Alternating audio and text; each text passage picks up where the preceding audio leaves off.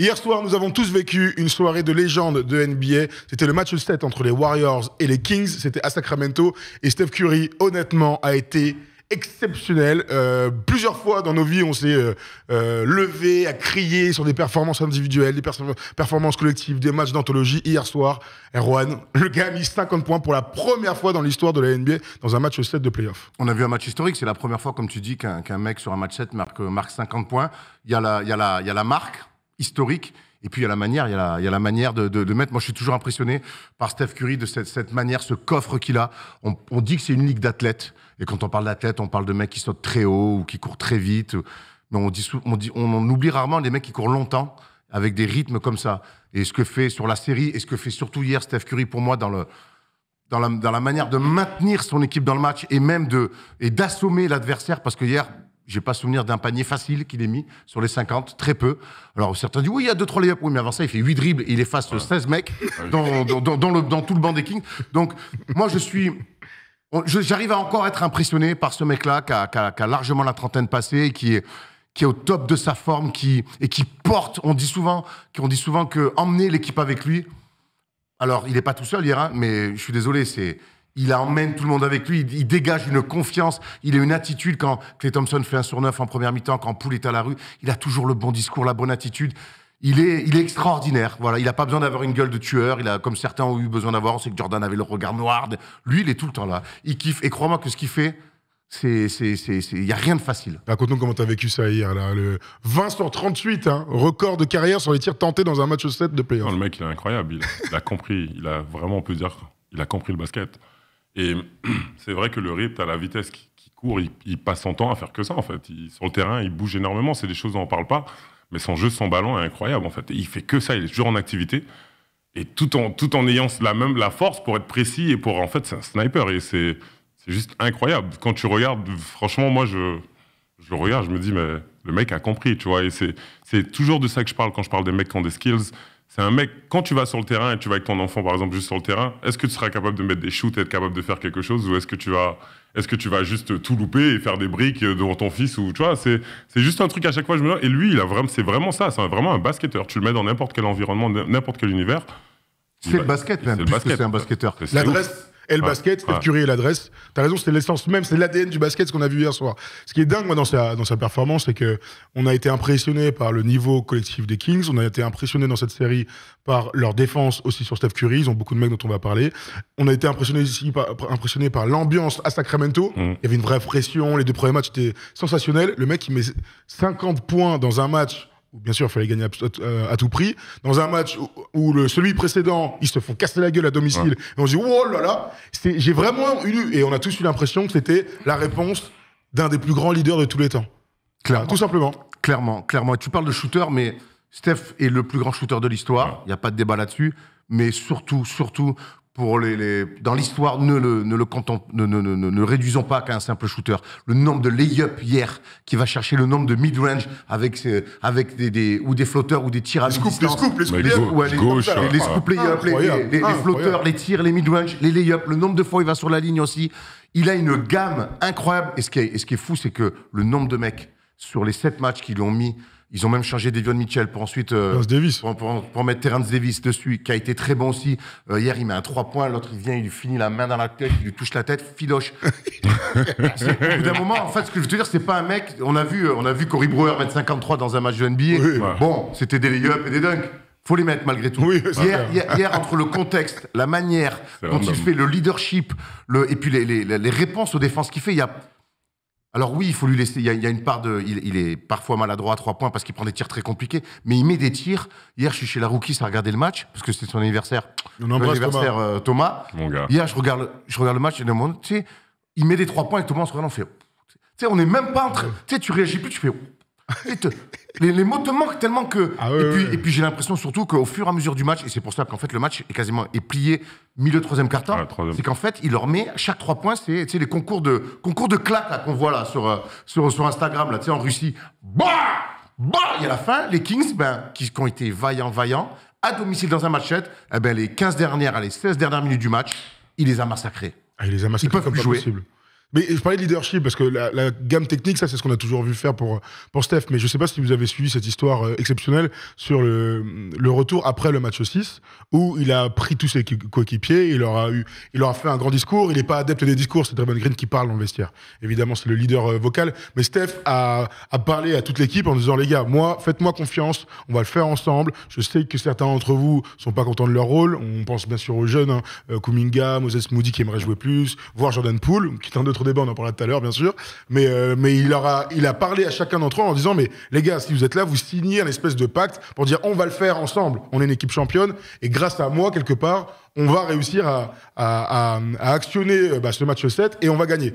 J'aimerais que tu me parles un peu du leader Steph Curry parce que c'est un truc dont on parle finalement très très peu.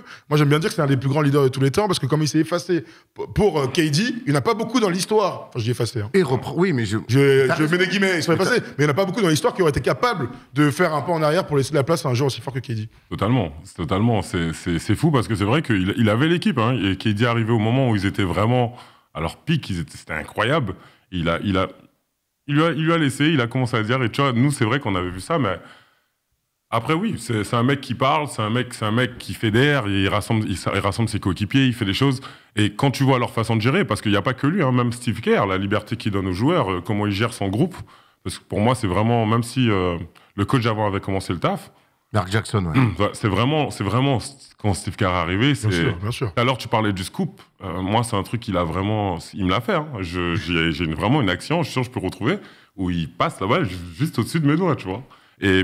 Et sa façon de gérer son équipe, c'est ce que tu veux voir, tu vois. Quand je parlais de Paul Pierce ou de ces mecs-là qui viennent, qui fédèrent, et c'est ça. Et ensuite, la liberté qu'ils ont, la créativité que Steve Kerr leur donne dans le jeu, et tous les gars, ils s'amusent. Hein. C'est la confiance réciproque. Voilà. Moi, je trouve que c'est le parfait compromis. Je trouve que la liberté que donne un coach, je trouve que c'est la manière moderne de coacher. Ouais. Tu peux plus aujourd'hui tenir les mecs, annoncer les systèmes à la place, en tout cas NBA, à la place. Joseph Kissus. Ouais, mais exactement. Mais en même temps, je trouve qu'ils lui rendent bien. Alors. Il y en a un qui est complètement en train de se perdre là-dedans, mais c'est pas grave, c'est Jordan Poole. Mais je trouve qu'après, ils ont créé en même temps, ça fait quasiment 10 ans maintenant, les Warriors. Ils ont créé tellement quelque chose d'une confiance de réciproque des uns envers les autres, que même quand... Et on va en reparler tout au long de l'émission, gérer les temps faibles. Pour moi, c'est ça, en fait.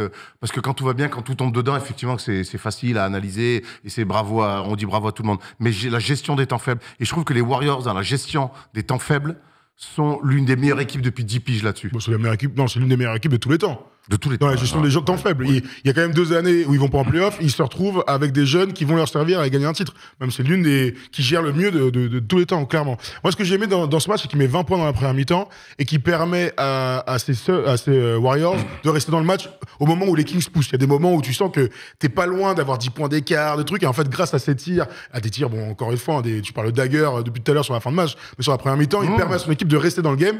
Et il y a un changement total dans ce game, c'est vers 8h30 de la fin du 3e quart-temps, où je sais pas ce qui se passe. Alors peut-être que tu pourras nous en parler, hein, mais... Je sais pas non plus. Il y a un changement de mentalité dans son game. Ouais. Il dit, OK, là c'est serré, c'est à 61-62, un truc comme ça. Ça va être pour moi maintenant. Ouais. Et ça, c'est l'adage des joueurs qui sont au-dessus. Alors en NBA, c'est plus simple que... Mais en fait, ça marche à tous les niveaux. Les mecs qui sont au-dessus, ils arrivent à actionner un moment. Je vais prendre, quitte à prendre tous les tirs, je rappelle, 38 tirs, il n'a jamais pris 38 tirs en toute sa carrière, c'est un truc de ouf, en 37 minutes, donc sur un temps de jeu réduit. Mais en fait, on avait envie qu'il tire encore plus. Ouais. Il aurait pu tirer 45 fois, ça n'aurait gêné personne. Est-ce que t'as senti aussi ce truc J'ai vu, parce que j'ai envie de te dire que même les 3 premiers cartons, il est dedans, mais il est pas... Il fait un match normal, ça reste du normal en fait. Et c'est à partir du normal Curry. Du normal Curry, tu vois, ça reste du normal. Il loupe beaucoup de ses shoots loupés, c'est dans cette période-là, tu vois. Il loupe au début, il en met 1 sur 2, il met des trucs et au fait 0-2 là. Voilà. Il fait, voilà, les 0-2, oui, j'ai vu. La première fois que tu as vu qu'il manquait des lancers francs sur un match 7. Ouais. En gros. Donc tu vois, et au début, tu le vois, et c'est vrai qu'au 3e, il y a juste un truc, le mec est possédé, transcendé, j'en sais rien, il y a un truc qui se passe et. Là, toute la donne change. Et quand il est comme ça, il est inarrêtable. Il est exceptionnel. Là où ses coéquipiers sont un peu passés au travers, Andrew Wiggins, je parle de ceux qui sont passés à côté, on parle de Kevin Looney après, mais Andrew Wiggins et Klay Thompson ont du mal, Klay met des gros tirs à la fin, mais globalement, dans l'adresse, ils sont pas dans leur game. On met beaucoup de lumière sur Steph Curry parce que il sort une perf légendaire, mais parce que surtout, il a réussi à tirer son équipe dans les moments difficiles et c'est lui qui fait la bascule pour passer à plus 10, plus 15 dans la deuxième mi-temps. Il a réponse à tout. Et je pense qu'il est rentré complètement. Il a réussi à écœurer les Kings qui étaient à domicile sur un match 7 et qui sortaient d'un match 6 où quelque part, psychologiquement, ils avaient marqué aussi les esprits. On en a gagné. Tiens, attends, regarde, pardon, Aaron, je te coupe, mais vous êtes allé retrouver un layup fou de Steph Curry sur Kevin. Ça va vite, hein, vous avez une vraie base de données. C'est incroyable ça, bravo les gars, fantastique. Alors, je me rappelle de ce match, c'est pas là où Clay met 71 points. C'est un truc comme ça. Il a mis un petit layup fou. Ah non, Shane Jana, ça c'est à Washington. Bravo les mecs. Et donc il les a vraiment écœurés. Puis je te dis, on arrive quelque part, Clay, quand il est à 1 sur 9, Wiggins, on sent qu'ils sont pas dans un grand soir d'adresse. Et en fait, on se dit, c'est presque pas grave. Parce qu'il y a un moment donné, on le connaît, maintenant, Steph Curry, il y a ce côté, je m'occupe de tout. Et en fait, à chaque possession, même quand il rate, les Kings, ils sont pas en mode bonne défense, allez, ils sont dans il a raté. Ouais. Ça se voit dans le body language. Ouais. Il les a tués psychologiquement. Et chaque fois qu'il avait la balle, il leur faisait mal. Sur du dribble, sur du jeu sans ballon, toutes les lectures pick and roll. Il a réponse à toutes les défenses du monde, ce mec-là. Et c'est un enfer. C'est un enfer. C'est-à-dire que si c'était juste un shooter, on voit Clay, même si Clay aime bien poser un dribble ou deux à la distance. Mais hier, il est contraire dans son tir à 3 points. Steph Curry, même quand il ratait, les mecs, c'était pas bonne défense, allez, on lui rentre dedans, c'était attends, hop, le retour, c'est encore lui. Et que ça soit dans le dribble, les lectures sur pick and roll, parce qu'il y a tout aussi quand il est trappé, les passes qu'il va trouver pour que ça soit la hockey pass ou la passe décisive. Il a massacré, il a dépecé complètement, petit à petit, la défense des Kings. Et je le rappelle, dans un match 7 à domicile, Sacramento, au milieu du 3e quart-temps, ils savent qu'ils ont perdu. Le 3e, je dirais pas, en tout cas au début du 4e, plutôt. Moi, je dis l'écart à ce moment-là, quoi. Moi, le 3e, c'est là où il s'active, quoi. Moi, je dis milieu du 3e, pour moi, ils savent qu'ils ont perdu. Je le vois dans les attitudes, dans le score. Ça se matérialisera peut-être. T'as raison, au début du 4e. Mais pour moi, dans les attitudes, je vois, on parle beaucoup de body language. Ouais. Moi, pour moi, et je leur en veux même pas aux Kings, mais je me dis, mais. On parle souvent de l'expérience, du vécu collectif. Bon, bah là, c'est ce qui s'est passé hier, hein. Honnêtement, moi, c'est une équipe d'expérience qui se connaît parfaitement, qui a gagné face à une équipe beaucoup plus jeune et qui était déjà incroyable. Et on l'a dit de nombreuses fois, ils ont raté leur chance. Harrison Barnes, machin, ils auraient pu mener 3 dans la série. Finalement, non. Voilà, ils ont raté le truc. Ils se sont fait rattraper par une équipe qui est plus expérimentée, tout simplement. Quand tu vois la performance de Kevin Looney. Alors, 2 trucs. La performance de Sabonis en première mi-temps, qui fait sa meilleure mi-temps de la série, à 16 points à mi-temps. Et la deuxième mi-temps de Kevin Looney, qui finit donc à 21 rebonds, dont 10 offensifs. Les Warriors prennent 13 rebonds offensifs dans le 3e quart-temps. Tu parlais de ça faisait mal, il y a Steph Curry et il y a les rebonds offensifs. Hein. Ils se sont fait démolir là-dessus. C'est l'équipe d'expérience qui a gagné, tout simplement. Totalement. En plus, sur le 3e, j'ai déjà ressenti ce feeling quand tu as une personne qui, d'un coup, tu sens qu'il y a une énergie, il y a un truc qui change. Il y a un truc qui change. Et souvent, ça m'a déjà fait ça avec l'équipe de France contre l'équipe USA. Où tu sens que tu tiens le match, on tient, au jeu, on les tient, et on passe la mi-temps, et 3e quart-temps, au milieu de 3e quart-temps, tu sens que là, il y a un truc, il y a une nitro, il y a un truc qui s'active, et là, tu sais que ça va devenir très compliqué. et donc, tu vois, quand tu sens ça, surtout que, oui, il a toutes les réponses, c'est dur à arrêter, tu peux pas l'arrêter, en fait, tu peux pas, comment t'arrêtes ça, en fait? Et c'est vrai que les mecs qui se posent... On lui a posé la question en conférence de presse. Il a dit, j'espère qu'on ne le saura jamais. Je fais, qui peut vous arrêter et comment on peut vous arrêter? Il a dit, I hope we never find out, tu vois. Ouais, il a dit, hopefully. Ah ouais, voilà ça. On le saura jamais. On le saura jamais. C'est encore mieux. Heureusement pour nous, on le saura jamais. Incroyable réponse. C'est soit on joue 6 contre 5 avec 2 gars sur lui, ou soit tu le stoppes avec une blessure, mais en fait, je sais pas comment tu arrêtes le gars, basketement parlant, dans les règles. Ben là, en tout cas, dans les règles, t'as raison. Pour moi, sur le basket, il n'y a pas... parce que j'ai demandé à Lance, peut-être une petite soufflette dans l'oreille, j'en sais rien, mais je sais pas vraiment. Mais lié, parce que sur cette série, il a quand même des Davion Mitchell, De'Aaron Fox, Terrence Davis, qui a été relancé dans la série, ouais. Il a qui du c'est déjà pas mal. Harrison Barnes un petit peu, mais enfin, il a eu que des pitbulls, des mecs. Et il a pris l'avantage sur tout le monde. Et ça, c'est incroyable. Ce que j'ai aimé aussi dans ce match, c'est qu'on voit beaucoup Steph être off-ball, prendre ses écrans et tout. Dans ce match-là, son leadership, il est aussi passé par un changement un peu de de manière d'opérer, c'est qu'il a été beaucoup plus avec la balle. Il fallait. Beaucoup. Ils avaient besoin de ça. On s'était posé la question il y a 2 ans, quand il revenait de blessure, est-ce que, quand ils ont un peu galéré sur le début de saison, etc., est-ce que les Warriors doivent pas revenir à un basket plus actuel, c'est-à-dire donner plus la balle à ton meilleur joueur, Steph Curry, pour qu'il monte la balle, qu'il prenne des pick and roll en première intention, etc., etc. Bon, ils ont continué à faire leur petite affaire là, avec des écrans loin du ballon. Mais hier, moi, j'ai vu Steph Curry jouer meneur, scoreur, moderne. Beaucoup la balle dans les mains, beaucoup de scoring, beaucoup d'agressivité vers le cercle. C'est ce qu'on voit depuis 15 ans maintenant. Et c'est ce qu'il fallait à cette équipe-là. Les Warriors, c'est une équipe intelligente. Hein. Ils adorent se passer la balle. Et c'est vrai que ce basket de mouvement systématique, quand ça marche, ben c'est un vrai casse-tête. Par contre, hier, il y a beaucoup trop de gens dans le dur offensivement et dans leur adresse. Bah finalement, ils sont revenus à un basique. Mais quant à Steph Curry, ce basique-là, il est extraordinaire. Quant à Steph Curry et quant à Kevin Looney. Un mot sur Kevin Looney, honnêtement, qui fait un match... franchement, nous, ça fait longtemps qu'on a arrêté de sous-côté, pardon. On dit toujours que Kevin Looney ne perd jamais un match-up. Alors, je te dis pas qu'il le gagne, hier il l'a gagné, mais il ne perd jamais un match-up. C'était le cas l'année dernière pendant le round des playoffs. Qu'est-ce que tu penses, toi, de Kevin Looney? Je sais pas. C'est quand même. C'est un meuble Roche-Beaubois. Maintenant, il en faut des gars. Il en faut, tu vois, à la Tristan Thompson, des gars d'énergie, des gars qui vont se battre, qui vont partir. C'est vrai que j'ai jamais été fan. Vous savez très bien le style de big que j'aime. J'ai toujours aimé les bigs capables de scorer. Et puis de toute façon, c'est par rapport au fait quand je suis arrivé en NBA. C'est ça les raquettes. C'était Pau Gasol, Marc Gasol. C'était que des bigs capables de scorer. Tu leur donnes la balle et en fait. Donc j'ai ça et j'ai joué avec beaucoup de gars comme ça, Néné, Gortat, et Meka, il était plus dans ce style-là, énergie. Mais c'est vrai que je suis pas maintenant. Oui, il est vital à l'équipe. Et ça faut clairement le dire. Il est vital. Sa façon d'apporter son énergie, c'est des choses que tu trouves pas. Moi, j'ai eu la chance de jouer par exemple avec Joachim en équipe de France. Je vous assure que Joachim, il a un coffre incroyable. Le mec, il peut faire ça pendant 40. Quand il était à son prime. Il pouvait faire ça pendant 40 minutes non-stop. J'arrivais avant à la salle. On allait à Pau. Il était déjà là en train de lever des poids, des trucs. Et après, il enchaînait l'entraînement. Après l'entraînement, il avait au corps. Je me dis, mais il s'arrête quand et tu le vois en match, il fait que ça. Et ces genres de mecs-là, ils sont techniquement, ils sont chiants. Ils bougent tout le temps. Ils sont aussi chiants qu'un mec qui peut te mettre des ouchades, des shoots. Parce qu'en fait, il faut toujours que tu regardes. Je me rappelle, quand je jouais contre à chaque fois, tu es obligé de regarder derrière. Ils sont là, ils bougent. Parle-nous justement des confrontations que tu as eues toi, face à Kevin Looney. Toi, tu étais plutôt un attaquant. Parle-nous défensivement, comment il touche. Dans les réductions de distance, on a toujours l'impression qu'il est en avance. Que dès qu'il touche, il te fait mal. Ça a l'air d'être un cube incroyable. Il est toujours... en fait, à chaque fois que j'ai joué... Là, quand j'ai joué contre lui, c'était plus vers la fin. Et c'est mon seul regret. C'est un peu comme Rudy, je le dis honnêtement. C'est de ne pas avoir joué contre eux quand moi, on m'a donné vraiment ma chance en NBA, où j'ai eu l'opportunité, où j'ai enchaîné les matchs. Et j'aurais aimé voir ce type de match-up.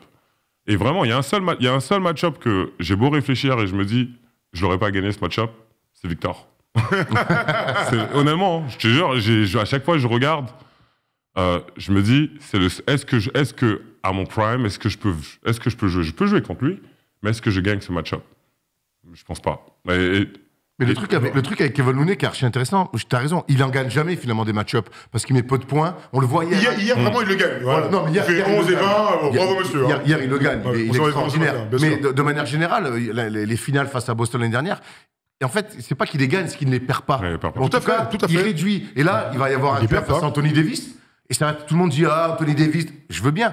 Mais Anthony Davis, qui, depuis quelques mois, s'est remis au charbon dans la raquette, qui a évidemment un avantage de taille, de talent. Mais moi, ça fait depuis que... Alors, il n'était pas du premier titre, mais il est là à partir de la finale perdue face aux Cavs. Moi, j'ai jamais vu Kevin Looney être un poids pour cette équipe, un poids mort. Quel que soit son rôle. Quel que soit son rôle. Ouais. Et hier, je le vois, il est capable. Il a un petit tir à mi-distance hier. Et c'est ça que moi, j'adore, c'est qu'il sait qui il est et ce qu'il doit apporter à cette équipe-là. Il y a une vidéo qui tourne quand il était en AAU, là. Il dit « Ah, ben moi, je suis un pivot, je peux marquer des paniers, mais bon, j'ai pas mal de scores déjà autour de moi dans mon équipe. Moi, je suis là pour prendre des rebonds, faire le sale taf, et puis voilà, je fais ce dont mon équipe a besoin. » Et ce qui est fou, et on sait que dans le basket moderne, tout le monde a envie d'être Steph Curry, mais il faut des mecs qui connaissent leur rôle. Ouais. Et lui, clairement, son rôle, il le connaît. Et il a signé 25 millions sur 3 ans. Cadeau, on se rappelle. Cadeau pour les Warriors.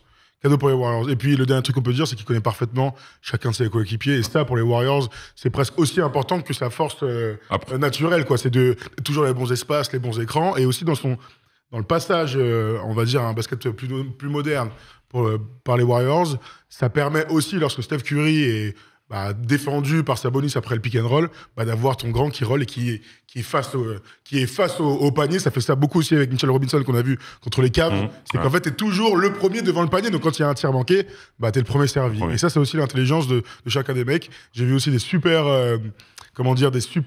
montages avec Dennis Rodman. Tu vois, Kevin Looney, Dennis Rodman, très drôle. C'est vrai qu'il a fait un match à Dennis Rodman.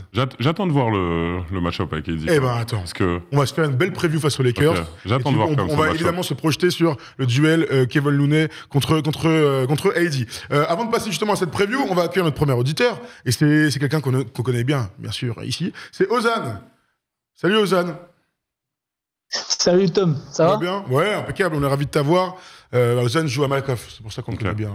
Depuis des années. Alors dis-nous tout, toi, tu voulais il y a un système de filant, forcément. Un peu.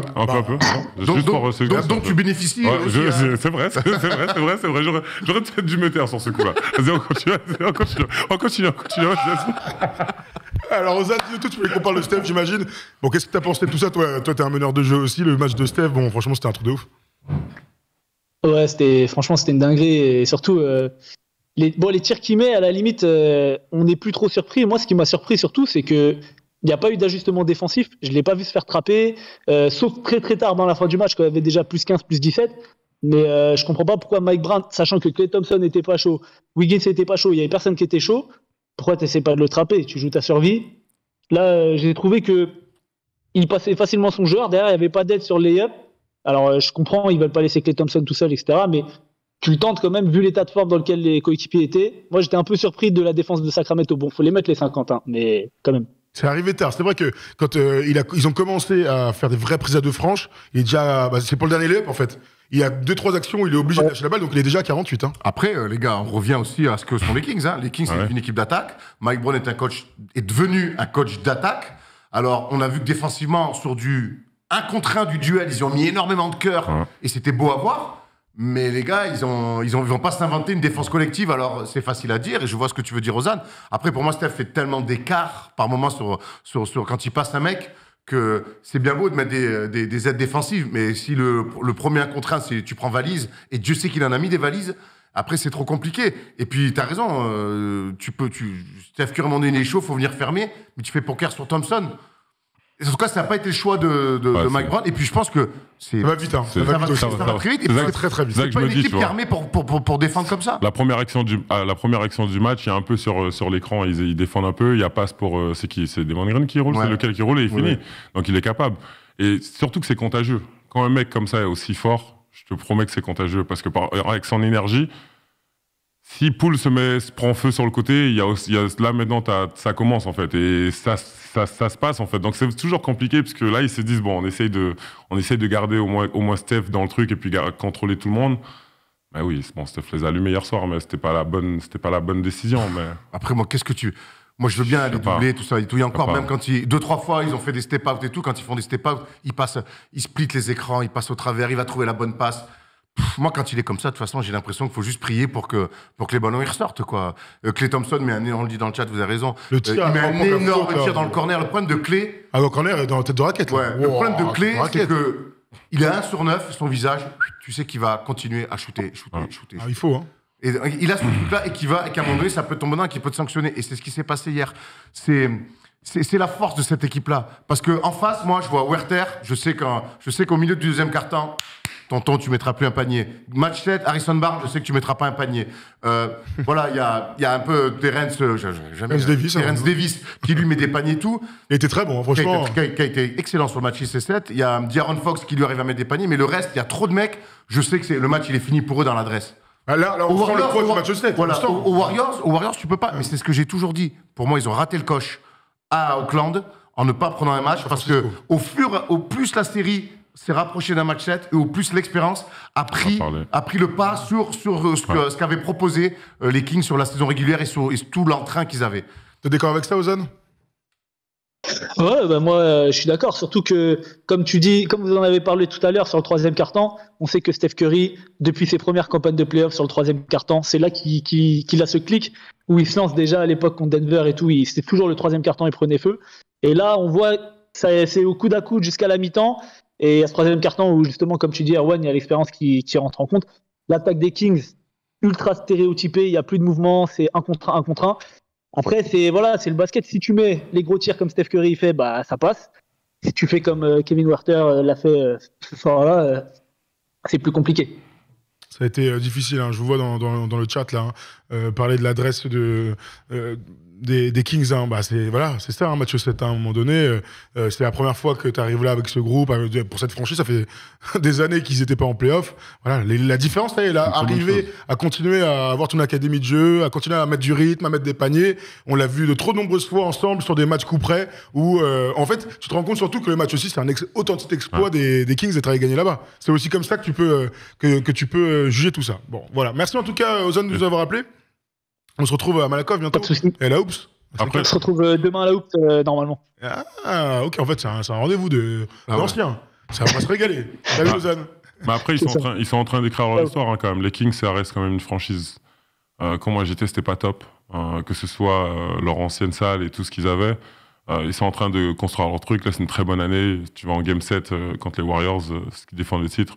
Personnellement, tu vois, je trouve que c'est une très bonne chose. Et comme Giannis, c'est 100% possible. Ouais. Maintenant, capitaliser. Ouais. Capitaliser. Alors après, De'Aaron Fox est sous contrat, Sabonis est sous contrat. Ils ont un corps de joueurs qui va rester longtemps. Ils ont un noyau dur. Moi, je suis pas inquiet. Maintenant, va falloir bien. Bon, il y a un nouveau GM qui bosse très bien, qui a fait des coups cet été sur le marché des transferts, donc c'est très bien. Voilà. Ce qu'on veut maintenant, surtout, et c'est souvent le plus dur, c'est de confirmer. Maintenant, quand t'as Papa Fox dans l'équipe, j'ai quand même l'impression que avec ce qu'il vient de faire cette année, en saison régulière et en play-off, jouer avec le doigt fracturé de sa main gauche, moi je me dis que tu peux quand même commencer à voir sur 2-3 ans à minima. Non, mais ce qui est sûr, c'est qu'il y a des mecs sur qui tu vas compter. Fox, Werther, Keegan Murray, Sabonis, Trela, il a fait une saison fabuleuse. Il s'est trouvé là-bas, régalade. Maintenant, il y a des vraies questions. Il y a Harrison Barnes.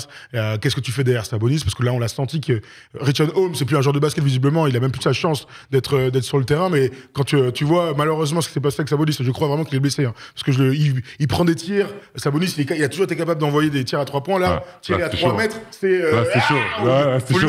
Même moi, je sais, c'est chaud. Bien sûr. Qui a l'air de s'installer, qui kiffe là-bas, jouer avec son pote De'Aaron Fox. Il y a plein de belles choses. Maintenant, t'as raison, Mike Brown, deuxième année. Il y a plein de choses. Ils sont trouvés une identité. Ils sont trouvés la fanbase qui revient, l'eye de beam, etc. Il y a beaucoup de bonnes choses. Faut capitaliser maintenant, mais on aura le temps d'en parler un petit peu des Sacramento Kings un peu plus tard, les amis. Voilà, on clôture cette première partie sur Steph Curry et sur ce match incroyable, les 50 points sur un match 7. Hein, on l'avait jamais vu, hein, on vous rappelle. Hein, personne n'avait jamais marqué 50 points dans un match 7 dans l'histoire de la NBA. Le record avant, c'était KD contre les Bucks, 48. Donc voilà, c'est une marque d'histoire qu'on a encore vu s'écrire une nouvelle fois en NBA. Allez, on se quitte là-dessus, puis on ouvre tout de suite le chapitre de Lakers Warriors.